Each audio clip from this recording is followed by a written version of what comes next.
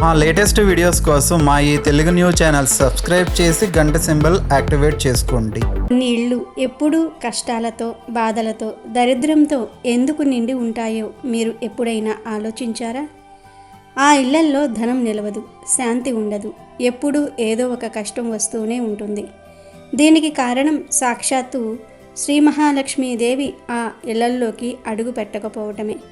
ఆ తల్లి మన ఇంట్లోకి రాకుండా అడ్డుకుంటున్నది ఎవరో కాదు, మనమే. అవును, మనకు తెలియకుండా మనం చేసే కొన్ని చిన్న చిన్న పొరపాట్లే ఆ దేవికి కోపం తెప్పించి మన ఇంటి నుంచి ఆమెను దూరం చేస్తాయి. ఒకరోజు మహాలక్ష్మీదేవి స్వరూపంగా ఒక స్త్రీ ఇంటి తలుపు తట్టి, "ఓ పాపి, నీ చెడు అలవాట్ల వల్ల నేను నీ ఇంటిని విడిచి వెళ్ళిపోతున్నాను" అని చెప్పింది. ఆ తర్వాత ఆ ఇంట్లో జరిగిన సంఘటన వింటే మీరు కూడా ఆశ్చర్యపోతారు. మరి ఏ పనులు లక్ష్మీదేవికి ఆగ్రహం తెప్పిస్తాయో, ఏ అలవాట్లు మనల్ని పేదరికంలోనికి నెట్టివేస్తాయో ఈ అద్భుతమైన కథలో మనం తెలుసుకుందాం. ఎంతో అదృష్టం ఉంటే తప్ప ఈ కథను వినలేరు, కనుక శ్రద్ధగా ఈ కథను వినండి. చాలామంది స్కిప్ చేసుకుంటూ అక్కడ కొంచెం వింటారు. అలా కొంచెం వింటే లక్ష్మీదేవి అనుగ్రహం రాదు, కనుక చివరి వరకు ఈ కథను వినండి. అప్పుడే మీకు పూర్తిగా లక్ష్మీదేవి అనుగ్రహం దక్కుతుంది. కథ వినే ముందు ఓం శ్రీ మహాలక్ష్మీదేవియే నమః అని ఒక కామెంట్ చేయండి. అలాగే ఈ వీడియోకి ఒక లైక్ కొట్టడం మర్చిపోవద్దు. చాలా కాలం క్రితం పచ్చని పొలాల మధ్య మట్టి దారులతో, ప్రకృతి పరిమళాలతో నిండిన ఒక చిన్న గ్రామం ఉండేది. ఆ గ్రామం మధ్యలో సీతారామయ్య అనే ఒక నిజాయితీపరుడైన వ్యాపారి ఇల్లు ఉండేది. ఆయన పెద్ద భూస్వామి కాకపోయినా కష్టపడి పనిచేసే గుణం కలవాడు. గ్రామస్తులందరూ ఆయన్ని గౌరవంగా షేట్జీ అని పిలిచేవారు. ఆయన ధాన్యం వ్యాపారం చేస్తూ తన కష్టంతో మంచి పేరు, సంపద సంపాదించుకున్నారు. ప్రతిరోజు సూర్యోదయం కాగానే పనికి బయలుదేరి సాయంత్రం అలసటతో ఇంటికి తిరిగి వచ్చే సీతారామయ్యకు ఆయన భార్య సుమిత్రమ్మ చిరునవ్వుతో స్వాగతం పలికేది. సుమిత్రమ్మ చాలా శాంత స్వభావం కల స్త్రీ. ఆమె ముఖంలో ఎప్పుడూ ఒక దివ్యమైన తేజస్సు వెలుగుతూ ఉండేది. నుదుటిన చిన్న కుంకుమ బొట్టు. ఎంతో శుభ్రంగా, పవిత్రంగా ఉండే ఆమె ఇంటి అందం బంగారం వెండితో కాదు, శుభ్రతతో, సత్యంతో, ధర్మంతో వస్తుందని గట్టిగా నమ్మేది.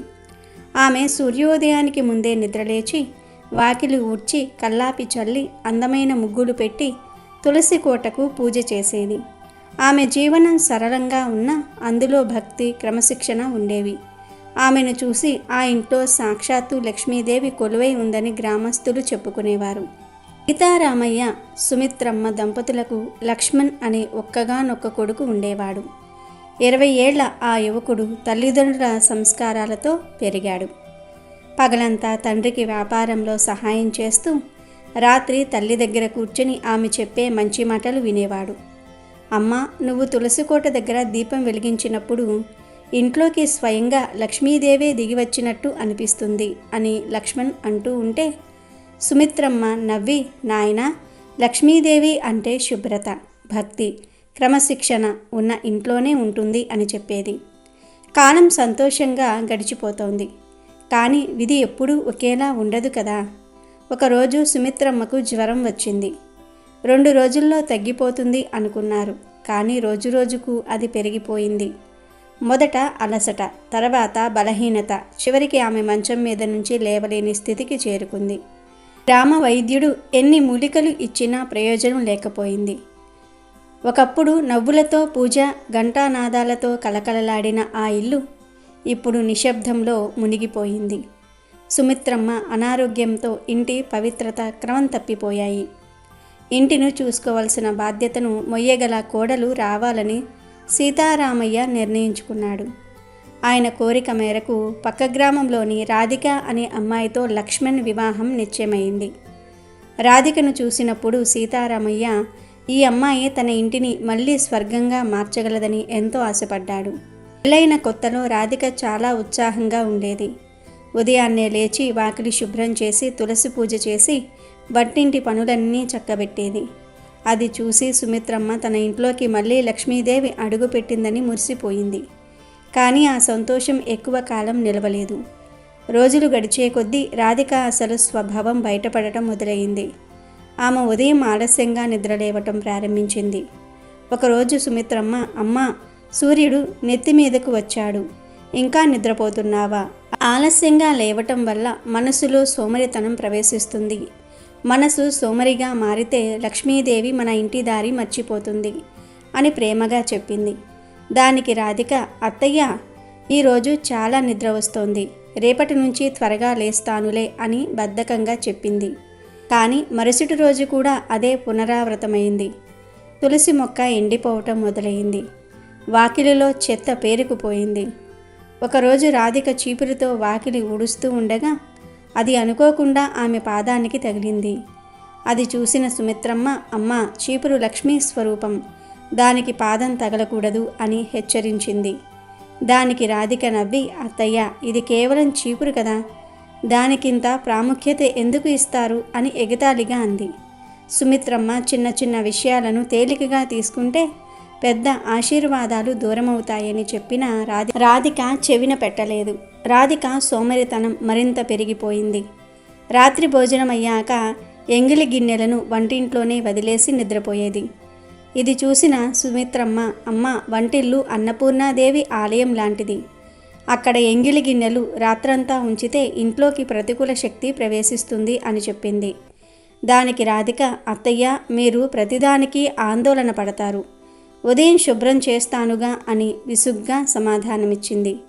ఒకరోజు సాయంత్రం సూర్యాస్తమయం సమయంలో రాధిక చీపురు పట్టుకుని ఇల్లు ఊడవటం మొదలుపెట్టింది. సుమిత్రమ్మ వెంటనే, అమ్మ, సాయంత్రం వేళ ఇల్లు ఊడవకూడదు, ఆ సమయంలో లక్ష్మీదేవి ఇంట్లోకి ప్రవేశిస్తుంది, మనం చీపురుతో ఊడ్చి ఆ తల్లిని బయటకు పంపినట్లు అవుతుంది అని వారించింది.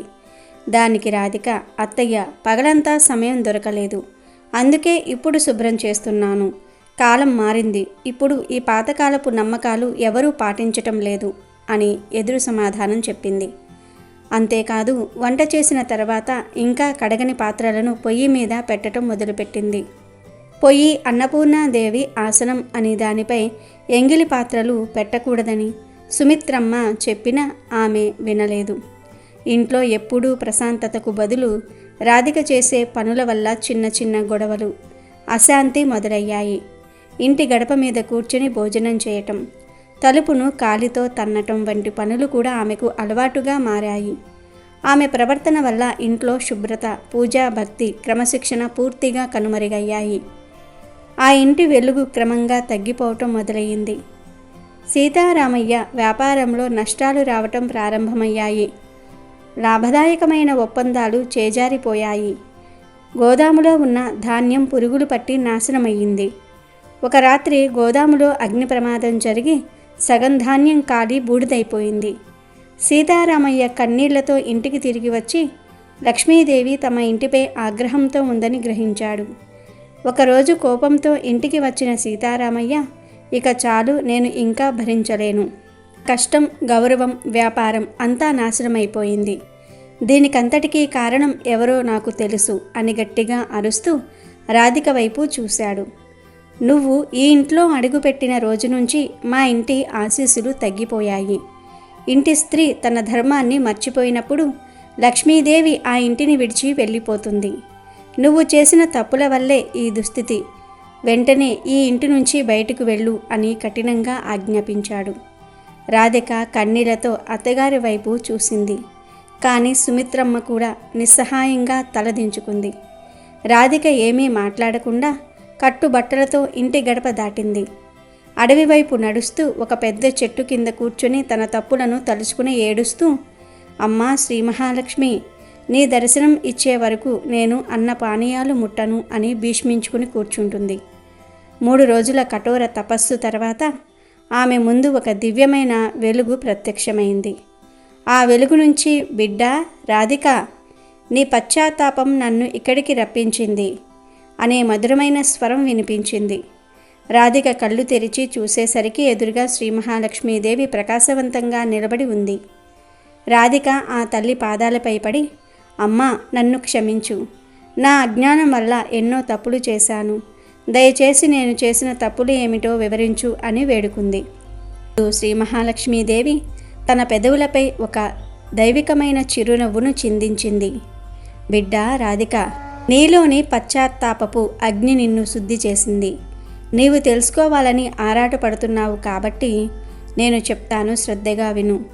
గృహలక్ష్మిగా భావించబడే ఒక స్త్రీ చేసే కొన్ని పొరపాట్లు నా ఆగ్రహానికి కారణమై నేను ఆ గృహాన్ని త్యజించడానికి దారితీస్తాయి అంటూ తన ప్రకాశవంతమైన కరములతో అభయమిస్తూ ఒక్కొక్క తప్పును వివరంగా చెప్పసాగింది.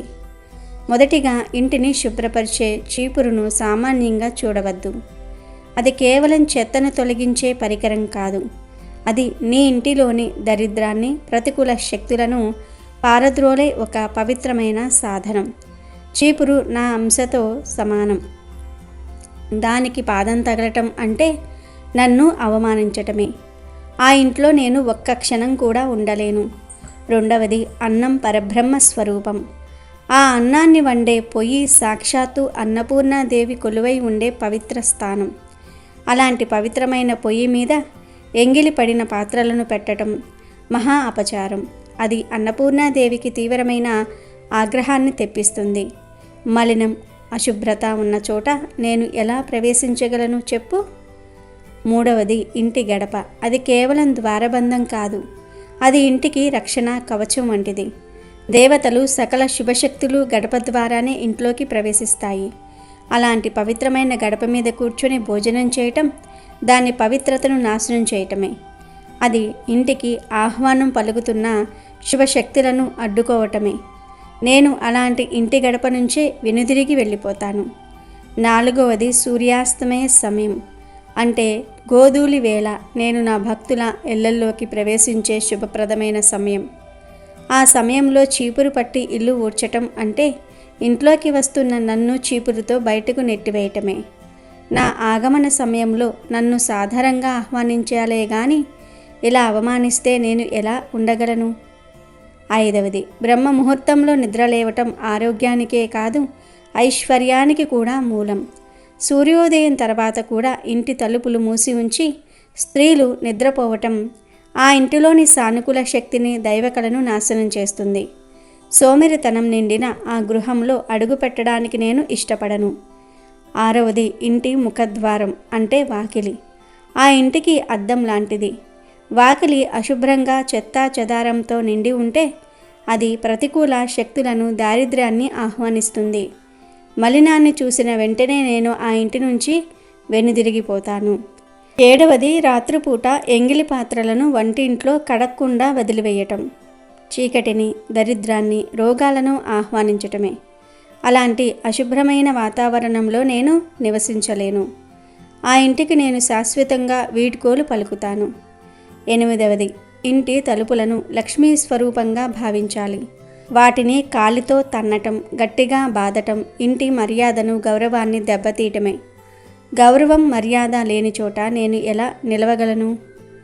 తొమ్మిదవది, ఏ ఇంట్లో అయితే నిత్యం గొడవలు, కలహాలు, అసూయ, ద్వేషం వంటి కర్కశమైన భావాలు ఉంటాయో ఆ ఇంట్లో అశాంతి తాండవిస్తుంది.